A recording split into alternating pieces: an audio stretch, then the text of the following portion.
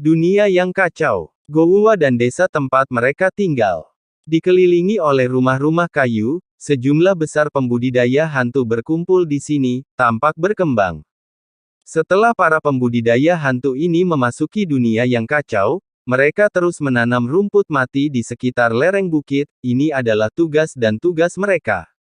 Setelah sekian lama, lereng bukit di sekitar desa kini dipenuhi rerumputan mati yang subur, dan bintang-bintang bersinar bagaikan bintang di malam yang gelap. Rumput kematian adalah tanaman khusus di dunia bawah, yang mengandung udara kematian. Nafas dunia bawah yang dipancarkan oleh rumput mati ini tidak hanya dapat memberikan budidaya kepada para penggarap hantu ini, tetapi juga memberikan sejumlah besar nafas dunia bawah di dunia bawah, dunia yang kacau. Pada saat itu, bahkan setelah Qin Chen meninggalkan dunia bawah, nafas dunia bawah di dunia yang kacau akan terus mengalir, yang dapat menyatu dengan nafas yin dan yang dari dunia yang di laut kosmik. Pada saat ini, tim penduduk desa penggarap hantu sedang melambaikan cangkul roh untuk menggemburkan tanah di lereng bukit yang jauh. Tersenyumlah, Goudan, mereka semua melambai-lambaikan cangkul semangatnya di sini, meski bisa hidup tanpa tenaga karena status kultivasinya, mereka tetap melakukannya sendiri. Dalam kata-kata mereka, kehidupan yang begitu indah diberikan oleh Guru Qin Chen, dan mereka harus membayar tenaga dan kontribusi mereka sendiri kepada Guru Qin Chen. Di samping mereka berdua, Mo Li berdiri di sini dengan hormat, dengan ekspresi tersanjung di wajahnya.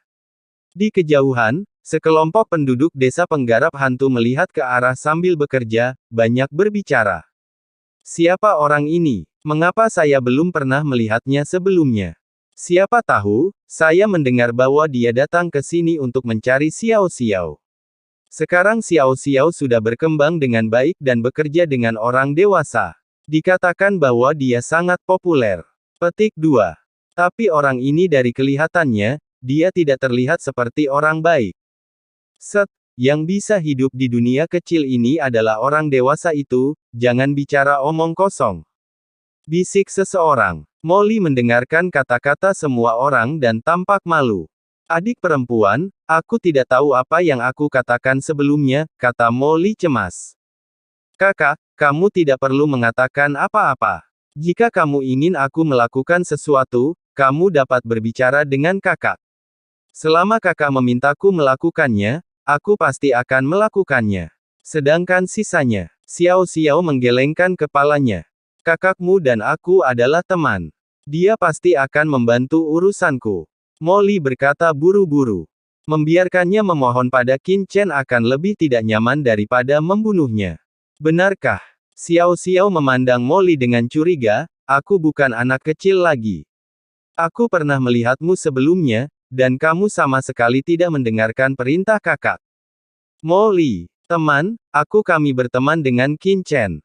Molly buru-buru menjelaskan, teman adalah hubungan di mana kamu tidak harus mematuhi perintah. Xiao Xiao tampak bingung dan mengedipkan matanya yang besar, tapi kamu tidak sebaik yang lebih tua dariku saudara dalam penampilan dan kultivasi, jadi mengapa? Apakah kamu akan berteman dengan kakak laki-laki? Molly, dia ragu-ragu, dan akhirnya diam-diam mengambil cangkul spiritual. Aku tidak percaya iblis Qin bisa menjinakkan gadis kecil ini. Aku bahkan tidak bisa memintanya melakukan bantuan. Iblis Li, harus memindahkannya, kata Molly dalam hati, dan mulai bekerja keras. Berkeringat banyak. Pada saat ini, daerah Guimingshan. Qin Chen terbang dengan cepat. Segera, di depan Qin Chen, sebuah gunung besar muncul dalam kegelapan. Puncak gunung ini sangat megah dan besar, seperti pilar surga, berdiri di antara langit dan bumi, memancarkan aura yang membuat jantung berdebar-debar. Dan ini adalah Gunung Guiming, Qin Chen sekilas mengenalinya. Gunung Guiming di depan Anda saat ini seperti pagoda besar, lapis demi lapis, dengan aura tak berujung, sangat megah. Siapa di antara kalian yang akrab dengan Gunung Guiming? Qin Chen bertanya kepada semua orang di dunia yang kacau. Semua orang terkejut. Sejujurnya, mereka yang bisa dipenjara di keramba laut mati pada dasarnya tidak memiliki banyak kontak atau hubungan dengan para jenderal di bawah komando 4 Kaisar Agung saat itu, dan mereka yang terkait pasti tidak akan dipenjara. Melihat semua orang diam, Wan Gu Mingzu sangat gembira, dan bergegas keluar. Tuan Muda Chen, bawahan saya pernah ke Gunung Guiming sebelumnya, dan mereka telah jatuh di dekat sini, jadi mereka cukup akrab dengan tempat ini. Petik 2. Oh. Qin Chen mengangguk, kalau begitu ikutlah denganku. Itu benar, bawahanku patuh. Wan Gu Mingzu berkata dengan penuh semangat, dan dengan jentikan sosoknya, dia sudah muncul di samping Qin Chen. Pada saat ini, Wang Gu Mingzu tidak lagi merasa lemah seperti ketika dia baru saja menangkap Raja Hantu Sesenming. Dia penuh dengan aura hantu, dan auranya sangat terkendali dan kuat, dan dia telah kembali ke kondisi puncaknya. Belum lagi, setelah melahap sebagian asal-usul Kaisar Agung, Wang Gu Mingzu kini telah menyentuh ranah Kaisar Kuasi, dan ada aura samar Kaisar Kuasi yang terpancar dari tubuhnya. Megah. Namun, setelah muncul di samping Qin Chen, leluhur Wan Gu Ming tiba-tiba tampak seperti seorang pelayan, berdiri di belakang Qin Chen, merendahkan diri, menyembunyikan auranya sepenuhnya, seperti budak tua.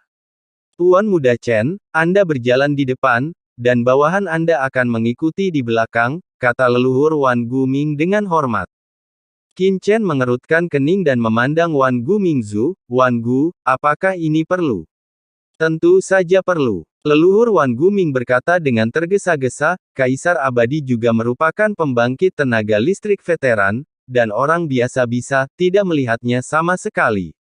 Baginya, jika kamu tidak datang kepadanya, jika kamu tidak menunjukkan temperamenmu, Chen Sao, aku khawatir kamu akan dibenci oleh orang ini, dan aku tidak tahu seberapa kuatnya Qin Chen. Tapi dia tidak banyak bicara, dan dengan jentikan tubuhnya, dia langsung menuju Gunung Guiming, dan Wang Gu Mingzu mengikuti dari belakang. Segera, keduanya datang tiba di depan Gunung Guiming sebelum Qin Chen mendekat, sebuah nafas datang, dengan sedikit kewaspadaan, tidak ada orang lemah yang bisa berjalan di dunia bawah seperti ini. Pada saat ini, sebuah teriakan datang, berani bertanya siapa yang datang ke sini, tempat ini milik Gunung Ming, dan itu adalah wilayah Tuan Kaisar Mayat Hidup, kalian berdua sombong. Sebelum pihak lain selesai berbicara, Wang Gu Mingzu, yang seperti budak, bergegas maju dengan marah, dengan ekspresi marah, dan berteriak keras, dengan niat membunuh yang tak ada habisnya naik ke langit. Kamu petugas kebersihan kecil. Bagaimana kamu bisa berbicara dengan kami dewasa? Yang saya cari adalah Kaisar Mayat Hidup, bagaimana dengan yang lain? Biarkan dia keluar secepatnya menemui tuan kita, dan beritahu dia sesuatu yang penting. Wan Gu Mingzu sombong, matanya menghina, dan dia memandang ke depan dengan jijik. Pesan. Orang-orang di kehampaan mau tidak mau mengubah wajah mereka ketika mendengar kata-kata Wang Gu Mingzu. Kata-kata ini bukanlah sesuatu yang berani diucapkan oleh orang biasa. Tuan Kaisar Mayat Hidup adalah penguasa tempat ini. Saat itu, jenderal di bawah atas perintah Permaisuri Ming Yue, meskipun sekarang Kaisar Wanita Bulan telah hilang selama bertahun-tahun, dan sepertinya ada rumor kejatuhannya, namun kekuatan Kaisar Mayat Hidup saja sudah cukup untuk merajalela di daerah ini. Orang di depannya tidak hanya bertindak arogan, tetapi juga memiliki hal-hal penting menginstruksikan Tuan Kaisar Mayat Hidup, yang sangat berharga sebagai Kaisar Mayat Hidup, siapa yang dapat menggunakan perintah untuk menghadapinya. Saya tidak tahu siapa kalian berdua. Dalam sekejap, sesosok muncul di kehampaan, memancarkan kekuatan terpisah dari puncak alam Dewa Vientin, dengan sedikit kewaspadaan, tetapi nadanya lebih hormat, begitu sombong dan mendominasi, kemungkinan besar pihak lain tidak sederhana. Puncak tingkat pertama dan kedua terpisah, dan kamu pantas mengetahui nama kami. Wang Gu Mingzu menyipitkan mata ke pihak lain, menunjukkan rasa jijik dari tulangnya. Bukan karena dia bertingkah seperti ini, tapi dia selalu terbiasa. Lagi pula, dia juga salah satu dari 7 jenderal besar dunia bawah di bawah Kaisar Netherworld saat itu, dan bawahannya memiliki beberapa transendensi tingkat ketiga, bagaimana dia bisa peduli dengan transendensi puncak tingkat kedua? Ini, ekspresi terpisah puncak kedua ragu-ragu. Apa? Mengapa kamu tidak bergegas dan memberitahu Kaisar Abadi untuk menyambut kami orang dewasa? Kami orang dewasa tidak punya banyak waktu untuk disia-siakan di sini, jadi cepatlah pergi. Wan Gu Mingzu mengerutkan kening dan mendengus dingin. Ledakan. Ada aura hantu samar keluar dari dirinya. Aura ini seperti lautan luas, terus naik dan turun, menutupi dua tingkat transendensi di depannya dalam sekejap. Dalam sekejap, asal-muasal tubuh pria ini seakan-akan mengeras. Aura kematian yang mengerikan. Warna pria itu tiba-tiba berubah. Kekuatan ini cukup untuk dengan mudah menghancurkannya. Dengan kata lain, dia setidaknya adalah pembangkit tenaga listrik puncak 3 tingkat, atau bahkan pembangkit tenaga listrik puncak 3 tingkat. Dan pria sekuat itu ternyata hanyalah pengikut dari pemuda di hadapannya. Siapa sebenarnya pria tersebut?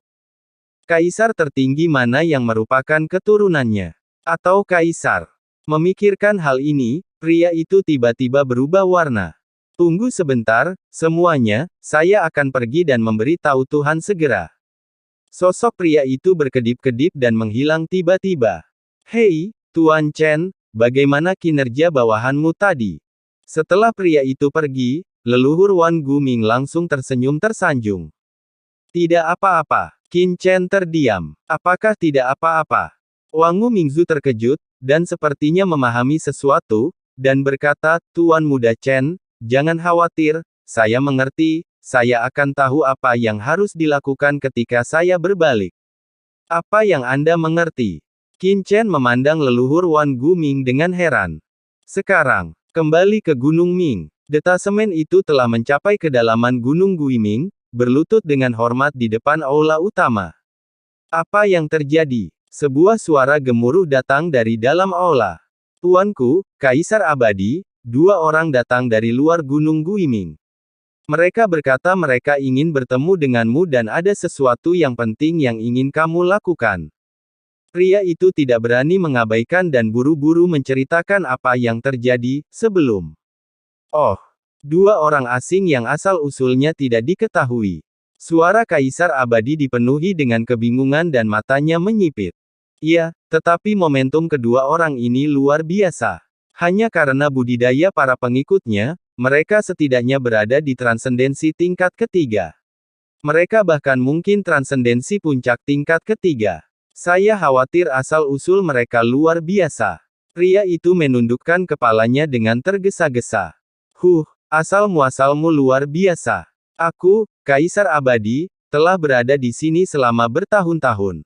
Bahkan jika permaisuri Mingyue tidak ada lagi di sini, aku tidak bisa diberangkatkan hanya dengan seekor kucing atau anjing. Jika kamu punya sesuatu untuk dilakukan, katakan padaku. Itu konyol. Kaisar Abadi mencibir, yang sebelumnya. Dunia bawah sedang dalam kekacauan akhir-akhir ini, tetapi beberapa rumor telah menyebar. Apakah 2 orang ini dari Kaisar Dunia Bawah 5 Gunung dan Kaisar 10 Istana Yama? Sebagai seorang Kaisar Abadi, meskipun dia belum pernah pergi ke Laut Mati, dia masih memiliki pengetahuan tentang beberapa hal besar di dunia bawah, informasi yang dapat dimengerti.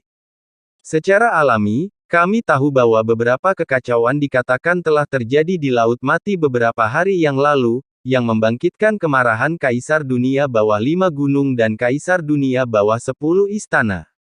Mereka bahkan ingin menutup banyak area dunia bawah dan melakukan penyelidikan yang ketat. Dan mungkinkah kedua orang ini yang mengumumkan perintah Kaisar Dunia Bawah 5 Gunung?